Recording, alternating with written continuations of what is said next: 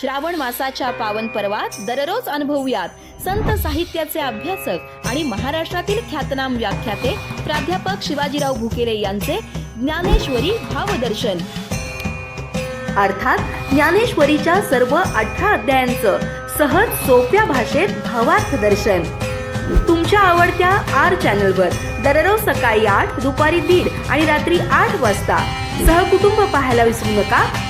ज्ञानेश्वरी भावदर्शन याचे प्रायोजक आहेत महेंद्र ज्वेलर्स, राजारामपुरी, कोल्हापूर.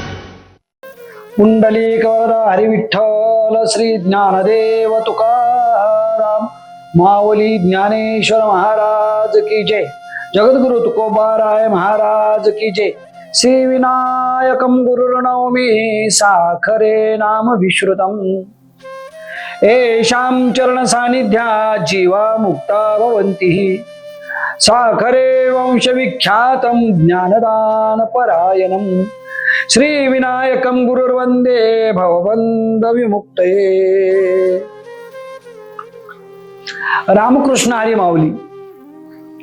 काल आपण ज्ञानियांचा राजा, कैवल्याचा पुतळा, संत श्रेष्ठ ज्ञानोबा माऊलींच्या समग्र जीवन कार्याच्या आढाव्याबरोबर ज्ञानेश्वरी नावाचं भावदर्शन, ज्ञानदेव नावाच्या उत्तुंग व्यक्तिमत्व लाभलेल्या महापुरुषानं कसं प्रकट केलं याचा सामान्य परिचय पाहिला.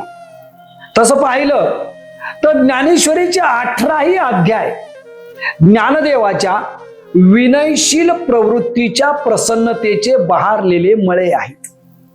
ज्ञानेश्वरीचे 18ही अध्याय ज्ञानदेवाच्या अंतःकरणामध्ये आलेलं अद्वैताचं, प्रेमाचं आणि भक्तीचं भरतं आहे. ज्ञानेश्वरीचे 18ही अध्याय ज्ञानदेव नावाच्या योगी राजाचा दिव्यानुभव आहे. आणि म्हणूनच मला ज्ञानेश्वरी ही केवळ मठ मंदिरातील आणि आध्यात्मिक गोष्टीमध्ये रममाण होणाऱ्या समुदायातील एक विशिष्ट ग्रंथ प्रवृत्ती वाटत नाही, तर ज्ञानेश्वरी ही सर्वसामान्यांच्या जीवनाची शिदोरी वाटते. शिदोरी शब्दाचा अर्थ आपल्याला माहितच आहे की शिदोरी ही एका गावाहून दुसऱ्या गावाला जाताना सहप्रवाशाने आणि त्याच्या बरोबरच्या मंडळीने बरोबर ठेवायची असते. रस्त्यामध्ये लागणाऱ्या भूक तहानेच्या वेळी आयुष्याला ऊर्जा देण्याचं काम शिदोरी करते. ज्ञानेश्वरी तुमच्या माझ्या आयुष्यात लागलेल्या ज्या भूक तहान आहेत याला उत्तम ऊर्जा देणारी शिदोरी आहे. म्हणून ज्ञानेश्वरीला मी जीवनाची शिदोरी असं म्हटलेलं आहे. ज्ञानेश्वरी केवळ हठातठाने जटा रंगवून मठामठांची उठाठेव करणाऱ्या साधू संन्याशांचा निवृत्तीपर धर्म नाही, तर ज्ञानेश्वरी तुमच्या माझ्या सारख्या प्रवृत्तीमध्ये दुःखानुभव घेणाऱ्या सर्वसामान्य सांसारिक यात्रिकांच्या जीवनाची शिदोरी आहे. याच ज्ञानेश्वरीच्या अनेक प्रसंगाच्या निमित्तानं मुळात भगवद्गीता हा ग्रंथच एक संवादात्मक ग्रंथ आहे. भगवान श्रीकृष्णाने आपल्या लाडक्या शिष्याबरोबर आपल्या हृदयापासून साधलेला हा संवाद आहे. संत ज्ञानेश्वरांनी भगवान श्रीकृष्णाच्या अवताराची हीच परंपरा, अवतार पांडुरंग नाव ठेविले ज्ञानी, या परंपरेप्रमाणे पुढे नेण्याचं काम केलं आणि ज्ञानेश्वरीच्या प्रत्यक्ष प्रतिपादनास सुरुवात केली. ज्ञानेश्वरीचा पहिलाच अध्याय हा मानवी जीवनात निर्माण होणाऱ्या संघर्षाच्या प्रवृत्तीला समर्पित केलेला आहे. ज्ञानेश्वरीच्या पहिल्याच अध्यायामध्ये भेटणारा अर्जुन, ज्ञानेश्वरीच्या पहिल्या अध्यायामध्ये थोडेसे मौन असणारे परंतु अर्जुनाला न्याहाळणारे योगेश्वर भगवान श्रीकृष्ण, आणि याच्या बरोबरच ग्रंथाच्या निमित्तानं ज्ञानदेवांनी प्रकट केलेलं जे मंगलाचरण आहे, या मंगलाचरणाचा परिचय आपल्याला भेटतो. आज आपण या मंगलाचरणाला प्रारंभ करणार आहोत, ज्याचं वर्णन करताना संत ज्ञानोबा माऊलीने ओम नमो जी आद्या वेद प्रतिपाद्या जय जय स्वसं वेद्या आत्मरूपा देवा तूच गणेशू सकलार्थ मती प्रकाशू म्हणे निवृत्ती दासू अवधारी जोजी स्मृती तेची अवयव देखा अंगिक भाव ते तर लावण्याची ठेव अर्थ शोभा. अशा पहिल्या 20 ओव्या ज्ञानेश्वरीच्या पहिल्याच अध्यायाच्या निमित्तानं ओंकार स्वरूप श्री गणेशाची जी दिव्य साहित्यिक प्रतिमा आहे, ही प्रतिमा आपल्याला ज्ञानेश्वरीच्या या प्रस्तावनेच्या किंवा मंगलाचरणाच्या निमित्ताने भेटते. मी आपल्याला जे मंगलाचरण शब्द प्रयोग केला ना, तो याच्यासाठी की कुठलाही ग्रंथ सुरू करताना ग्रंथकर्ता ग्रंथाच्या प्रारंभी आपली ग्रामदेवता, आपली इष्ट देवता, संत सज्जन यांना मंगल करण्याचं, नमस्कार करण्याचं, प्रार्थना करण्याचं काम तो ग्रंथकर्ता करतो. मंगलाचरणामध्ये आपल्याला असं दिसतं की वस्तूचा निर्देश करणार, ईश्वराचं वर्णन करणार, संत कृपेचं वर्णन करणाऱ्या प्रार्थना या मंगलाचरणामध्ये येतात. मंगलाचरण याचा अर्थ पावित्र्याचं चरण. मंगलाचरण याचा अर्थ मनामध्ये पवित्रतेचे भाव, म्हणजे बोलणाऱ्याच्या आणि ऐकणाऱ्यांच्या सर्वांच्याच मनामध्ये हे प्रतिपादनाचे भाव निर्माण व्हावेत आणि एखादं कार्य निर्विघ्नपणे पूर्ण व्हावं. मग तो ग्रंथकर्ता लेखक जो आहे त्याचा ग्रंथ लिहिण्याचं कार्य सिद्धीला जाण्यासाठी किंवा आपण संसारामध्ये अनेक मंगलाचरण करतो. विवाहाच्या प्रसंगापासून ते आयुष्याच्या शेवटच्या घटकापर्यंत अशा अनेक गोष्टी यासाठी केल्या जातात की ते कार्य निर्विघ्नपणे पूर्ण व्हावं. श्री गणेशाला ज्ञानदेवांनी केलेलं हे जे मंगल आहे, हे मंगल इतर मंगलाचरणाच्या प्रमाणे फक्त निर्विघ्नपणे पूर्ण करणार नाही, तर मी मगाशी म्हटलो त्याप्रमाणे साहित्यरूप गणेशाला ज्ञानदेवांनी इथं प्रकट कर, जो घडविलेला नाही, जो बसविलेला नाही, तर ज्याचं प्रगटीकरण शब्द नावाच्या शास्त्राच्या रूपानं ज्ञानियाचा राजा संत श्रेष्ठ ज्ञानोबा माऊलीनं केलेला आहे. श्री गणेशाचं वर्णन करताना माऊलीनं ज्याचं आकार चरण युगल, उकार उदर विशाल, मकार महामंडलाकार, मस्तकाकारे अशा पद्धतीनं माऊलीनं गणेशाला आकार, उकार, मकार यांना स्थिरत्व देणारी महादेवता म्हणून आपल्या समोर या मंगलाचरणाच्या निमित्तानं, या प्रार्थनेच्या निमित्तानं केलेलं आहे. पुढे एकच ओवी मिळते आणि ती म्हणजे शारदेच्या माता सरस्वतीच्या स्तवनाची. आता अभिनव वाग विलासिनी जे चातुर्यार्थ कला कामिनी ते शारदा विश्वमोहिनी नमिली मिया. ज्ञानदेवांनी माता सरस्वतीला विश्वमोहिनी असं म्हटलेलं आहे. ज्ञानदेवांनी माता सरस्वतीला अभिनव वाग विलासिनी असं म्हटलं. तुमच्या माझ्या बालपणी शाळेच्या पहिल्या दिवशी सरस्वती पूजन केलं जायचं. ते याच्यासाठी हातामध्ये तेज यावं, डोक्यामध्ये तेज यावं, वाणीमध्ये तेज यावं आणि विद्यार्थी हा ज्ञानाचा उपासक व्हावा. ही ज्ञानाची उपासना जशी मागच्या पिढीमध्ये केली जायची, तशी ग्रंथाच्या प्रारंभी ज्ञानाचा उपासक संत ज्ञानदेवांनी ही जी ज्ञानाची उपासना आहे, ही ज्ञानाची उपासना करण्याचं काम केलेलं आहे. ज्याच्या वाणीला माता शारदेचा प्रसाद प्राप्त होतो, त्याची वाणी ही या विश्वामध्ये विलास करण्याचं काम करते. असं साधं सरळ वर्णन ज्ञानोबा माऊलीनं या ओवीच्या निमित्तानं केलेलं आहे. ज्याची वाणी विलसत राहते. वाणीचा विलास मुळातच ज्ञानेश्वरी हा अभिनव वाग्विलास आहे. आणि हा अभिनव वाग्विलास माता शारदेच्या प्रार्थनेच्या निमित्तानं ज्ञानोबा माऊलीनं प्रकट केलेला आहे. श्रोत्यांनो, यानंतर मी विशेष भर या अध्यायाच्या निमित्तानं जो देणार आहे तो श्री गुरु भक्त ज्ञानदेवांनी केलेल्या श्री गुरु स्तवनाला. 6 ओव्या या पहिल्या अध्यायामध्ये श्री गुरुच्या महतीचं वर्णन करणाऱ्या आहेत. नुकतीच गुरुपौर्णिमा होऊन गेली. 365 दिवसापैकी एका दिवशी गुरुचे पाय कुठं सापडतात का, याच्यासाठी काही शिष्यांनी प्रयत्न केले. अलीकडे गुरु शिष्य संबंध हे खूपच तांत्रिक झाल्यामुळं आता गुरु परंपरेला जी एक आध्यात्मिक पार्श्वभूमी होती ती पार्श्वभूमी हळूहळू कमी व्हायला लागलेली आहे. परंतु ज्ञानदेव नावाच्या गुरुभक्तानं ज्ञानेश्वरीच्या पहिल्या अध्यायापासून ते ज्ञानेश्वरीच्या 18व्या अध्यायापर्यंत आपल्या गुरुचं बोट सोडलेलं नाही. कारण या गुरुभक्ताला माहित आहे, बोट सुटलो की माणसांच्या गर्दीत आपण हरवलो. जसं एखादं लहान मूल आईचं बोट सुटल्यानंतर गर्दीत हरवून जावं, काही सैरभैर नजरेनं त्यानं आपल्या आईला शोधत राहावं, तसं असतं गुरुचं.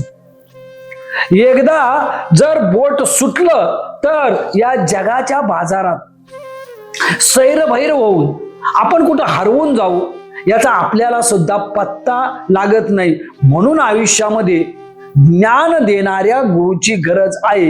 याचं प्रतिपादन करताना ज्ञानोबा माऊली म्हणतात, मज हृदयी सद्गुरु जेने तारिलो हा संसार पुरू, म्हणून विशेष अत्यादरू विवेकावरी, जैसे डोळ्या अंजन भेटे ते वेळी दृष्टीसी फाटा फुटे, तेत वास पाहिजे तेत प्रकटे महानिधी, का चिंतामणी जाहली हाती सदा विजय वृत्ती मनोरथी, तैसा मी पूर्ण काम श्री निवृत्ती ज्ञानदेव म्हणी, म्हणून जाणतेने गुरु भजिजे तेने कृत कार्य होईजे, जैसे मूळ सिंचने सहजे शाखा पल्लव संतोषती. माऊलींनो, या 5 ओव्या मी जे आपल्याला सांगितल्या, या 5 ओव्यातील अतिशय महत्वाची ओवी म्हणजे जाणतो होऊन गुरुची सेवा करणारा शिष्य कसा असावा आणि जाणता गुरु कसा असावा, ज्याचं स्थान शिष्याच्या हृदयामध्ये असावं. मज हृदयी सद्गुरु ज्ञानदेव म्हणतात, माझ्या निवृत्तीनाथांचं स्थान हे वर प्रदर्शनासाठी मी दाखवत नाही, तर माझ्या हृदयामध्ये माझ्या निवृत्ती दादांचं, माझे जे महान सद्गुरू आहेत त्या सद्गुरूचं स्थान आहे. सद्गुरूची धन्य धन्य सद्गुरू राणा दाखविले ब्रह्मभुवना, असं संतांनी म्हटलं. संत एकनाथांनी तर एका रूपकात्मक अभंगामध्ये अतिशय सुंदर पद्धतीनं वर्णन केलं. गुरु हा संत कुळीचा राजा, गुरु हा प्राण विसावा माझा, गुरुविना अनुभव नाही दुजा, पाहता या त्रिभुवनी, गुरु हा साधकाशी साही, गुरु हा भक्ता लागे माय, गुरु हा कामधेनु गाय, भक्ता घरी दुबतसे. हे गुरुची प्रशंसा झाली. आता तो असावा कसा याचं वर्णन आपल्याला माऊलीनं या 5 ओव्या केवळ गुरु प्रशंसेच्या नाहीत, तर तो गुरु नेमका असावा कसा याचं वर्णन करणारे आहे. कसा असावा? अध्यात्मशास्त्र सांगतं तो श्रोत्रिय असावा. श्रोत्रियता या शब्दाचा अर्थ असा आहे की त्याचं मस्तक ज्ञानानं भरलेलं असावं, तर ज्ञानाचे हस्तक तो समाजामध्ये निर्माण करू शकतो. त्याच्या मस्तकात काहीतरी असावं, तर त्याच्या वाणीवर जिव्हेवर येतं आणि समाज जीवनामध्ये अशांती, द्वेष, मत्सर हे जे आज पसरलेलं आहे याला नष्ट करण्याचं काम तो करतो. एक प्रश्न श्रोत्यांनो माझ्या मनात नेहमी निर्माण होतो, गुरु हा पोशाखाचा असावा की गुरु हा ज्ञानाचा असावा? अलीकडं पोशाखाच्या गुरूंची खूप चलती चाललेली आहे आणि त्यामुळं ज्ञानाचा आणि गुरुचा संबंध आहे का, हा विषय थोडासा संशोधनाचा व्हायला लागलेला आहे. खरं तर ज्याच्याकडे ज्ञान आहे ना, त्यानं वरून काय घातलं याच्याशी काही महत्व नाही हो. शेवटी वरून काय आहे यापेक्षा आतून काय आहे हा भाग अतिशय महत्वाचा आहे. गुरु हा अंतःकरणातून प्रसन्नतेचे झरे वाहविणारा असा एक निर्जर असतो की ज्यानं आयुष्यभर जर साथ संगत करण्याचं काम केलं तर जीवन भौतिक संपत्तीनं संपन्न नाही झालं तरी चालेल, परंतु गुरुकृपेची जी आध्यात्मिक संपत्ती आहे या आध्यात्मिक संपत्तीनं ते संपन्न व्हावं. म्हणजे काय होतं ज्ञानदेवाकडं? मी पहिल्या भागात आपल्याला सांगितलं, चंद्रमोळी झोपडी, इंद्रायणीचं पाणी, आजन वृक्षाची पानं, हातात भिक्षेची झोळी, याच्या पलीकडं ज्ञानदेवाची संपत्ती काहीच नव्हती. तरी 700 वर्षानं अत्यंत नम्रतापूर्वक आपण ज्ञानेश्वरी वाचण्याचं, अनुभवण्याचं आणि ज्ञानदेव ज्ञानदेव म्हणता ज्ञानदेव देतो वासुदेवची होतो अखंड वदनी वदेतो ही प्रार्थना करण्याचं काम करतो. याला कारण ज्ञानदेवाकडं ज्ञान नावाची संपत्ती होती. आणि रहीम नावाच्या एका हिंदी कवीनं म्हटलेलं आहे, तुमची बाकीची जी संपत्ती आहे ना ती या श्रावणातल्या आभाळासारखी असते. म्हणजे आपण म्हणतो रिमझिम पाऊस पडे, मग पाऊस पडून ऊन पडे, तसं असतं भौतिक संपत्तीचं. ते कधी पावसाप्रमाणे बरसत राहते तर कधी ऊन पडतं. संपत्ती येते जाते, संपत्तीनं जोडलेली माणसं येतात आणि निघून जातात. जी फक्त संपत्तीसाठीच जोडलेली असतात ती विपत्तीमध्ये आपल्या पाठीमागे आणि पुढे कुठेही दिसत नाही. ज्याच्याकडं ज्ञान नावाच्या संपत्तीचं भांडार भरलेलं आहे त्याला ज्ञानदेवांनी सद्गुरू म्हटलेलं आहे, त्याला ज्ञानदेवांनी कल्पतरू म्हटलंय, त्याला चिंतामणी म्हटलंय, त्याला सर्व इच्छा पूर्ण करणारी एक महाशक्ती असं म्हटलेलं आहे. तेव्हा माऊलींनो, मी काय म्हणणार नाही तुम्ही श्रीमंत होऊ नका वगैरे व्हा, पण भौतिक श्रीमंती बरोबर विचाराची श्रीमंती प्राप्त व्हायची झाली तर ज्याला ज्ञानाची श्रीमंती प्राप्त झालेली आहे अशा सद्गुरूकडं आपण जाणं इष्ट आहे. ज्याचं वर्णन रहीम नावाच्या एका हिंदी संतांनी करताना म्हटलेलं आहे, सरस्वती के दरबार की बड़ी अपरूप रीत, जो जो खर्चा करे त्यो त्यो बढ़ाई प्रीत. सरस्वतीच्या भांडाराची एक वेगळी रीत आहे. बाकी कसं आहे, माझ्याकडे 1 लाख तुमच्याकडे 1 लाख असले, आज 25 गेले, उद्या 25 गेले, 15 दिवसांनी 8 दिवसांनी आपण रिकामे झालो. ज्ञान नावाची संपत्ती अशी आहे जसे काही जिवंत विहिरी असतात, जसे काही स्फूर्तीचे झरे असतात, जेवढं जेवढं त्याचा उपसा होईल तेवढं तेवढं जिवंत पाणी त्याला खालून येतं. ज्ञानाचं तसं आहे, जेवढ्या प्रमाणात ते वाटल्या जाईल, जेवढ्या प्रमाणामध्ये त्याचा प्रसार होईल तेवढ्या प्रमाणामध्ये प्रसार करणाऱ्याच्या डोक्यालाही ते समृद्ध करतं आणि ऐकणाऱ्याच्या डोक्यालाही ते समृद्ध करण्याचं काम करतं. म्हणून श्रोत्यांनो, पोशाखाचा गुरु नाही भेटला तरी चालेल, परंतु ज्ञानाचा श्रोत्रिय गुरु जसा ज्ञानदेवांना संत निवृत्तीनाथांच्या रूपानं भेटला आणि या रूपानं ज्ञानदेवांनी आपली नम्र प्रार्थना सद्गुरूच्या चरणी प्रकट करण्याचं काम केलं. पोशाखाचा सद्गुरू पोशाखाचा सुकाळ या जगात करण्याचं काम करेल, परंतु जो श्रोत्रिय सद्गुरू आहे तो तुमच्या माझ्या मनामध्ये या संसार सागराविषयी असणारे जे काही शंका कुशंकेचे भाव आहेत या सगळ्यांचं निरसन करण्याचं काम आहे ना ते करतो. म्हणून मला वाटतं की काही नसलं तरी चालेल, परंतु सद्गुरूकडं ज्ञान नावाची संपत्ती असावी जी निवृत्तीनाथांच्याकडं जी ज्ञानोबा माऊलींच्याकडं, जी परंपरेनं वर्णन केलेल्या गुरूंच्याकडं होती. कबीरानं तर म्हटलंय, गुरु आणि देव दोन्ही मला एकाच वेळी भेटले तर मी पहिला नमस्कार गुरु गोविंद दोव खडे काके लागू पाय बलिहारी वा गुरुपै जिन दिन गोविंद दिया निलाय. दोन्ही एकाच वेळी उभे राहिले. मी पहिला नमस्कार माझ्या गुरुलाच करेल, कारण मला देव, ज्ञान, भक्ती, कर्म आणि याच्या पलीकडं जीवनातलं वर्म हे कळवून देण्याचं काम माझ्या सद्गुरूने केलं, म्हणून तो श्रोत्रिय असावा. ज्ञानाची आराधना ही जीवनातली सगळ्यात मोठी तपस्या आहे. बाकी तपस्या डोळे झाकून केल्या जातात. बाकी तपस्या हिमालयामध्ये, केदारनाथामध्ये, गंगोत्रीमध्ये केल्या जातात. ज्ञान नावाची तपस्या अलीकडं क्लासरूम मध्ये केली, आता होती की नाही हा भाग वेगळा, पण क्लासरूम मध्ये केली जाते. पूर्वीच्या काळी आश्रमामध्ये केली जायची. ज्ञान ही एक तपस्या आहे आणि ही तपस्या जर आपण करत राहिलो तर होतं काय?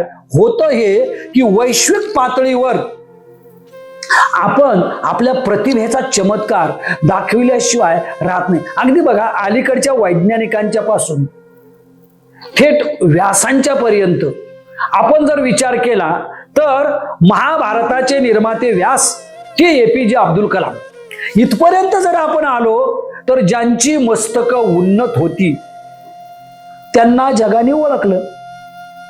तुमचे माझे मेंदू छोटे असल्यामुळं तुम्हाला आणि मला जगाने ओळखायचं काय कामच नाही. आपल्याला ओळखत नाही ते जगाने ओळखायचं काय संबंध हो? म्हणजे जगाने ओळखण्यासाठी व्यासांचं ते शास्त्रज्ञापर्यंत एक उदाहरण आपण कलामांचं घेतलं, तसं मस्तक समृद्ध असावं लागतं. आपली ओळख ही ज्ञानाच्या आधारे व्हावी. आपली ओळख परंपरेनं होऊ नये. आपली ओळख वाडवडिलांच्या आधारे होऊ नये.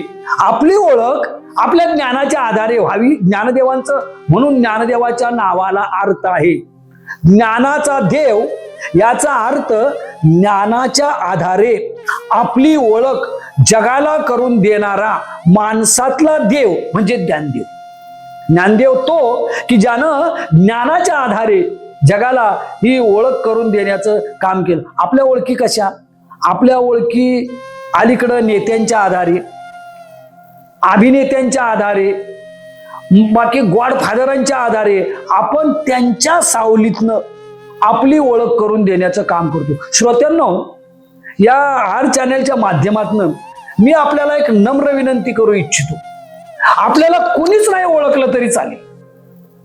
आयुष्यभर तुम्ही म्हणाल सर आयुष्यभर कुणीच नाही ओळखलं, चालेल, पण ओळखच निर्माण करायची झाली तर आपल्या ज्ञानाच्या आधारे आपण आपली ओळख निर्माण करूया.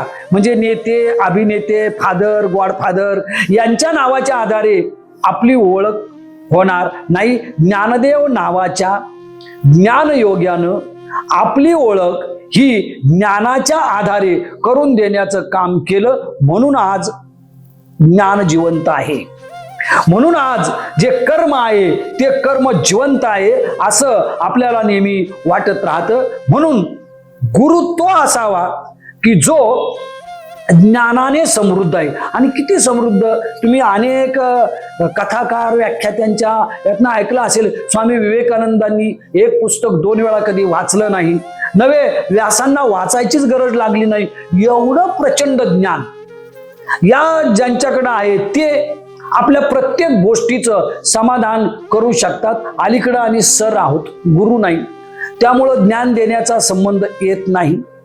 नोट्सच्या पलीकडं आम्हाला जाता येत नाही. आम्हाला महासागरासारखं अथांग, हिमालयापेक्षा उत्तुंग, आकाशाप्रमाणे निर्विकार आणि धरतीप्रमाणे सहनशील असणारं ज्ञान आमच्या श्रोत्यांना द्यायचं झालं तर आम्हाला ज्ञानाची तपस्या करावी लागेल. आणि ही तपस्या डोळे उघडे ठेवून आपल्या घरात करावी लागेल. ही तपस्या आम्हाला पौराणिक ग्रंथांच्या पासून अलीकडं जे टेक्नॉलॉजी पर्यंतचे जेवढे ग्रंथ असतील त्या सगळ्या ग्रंथाच्या मी पुढं या ज्ञानेश्वरी भावदर्शनाच्या निमित्तानं सांगणार आहे.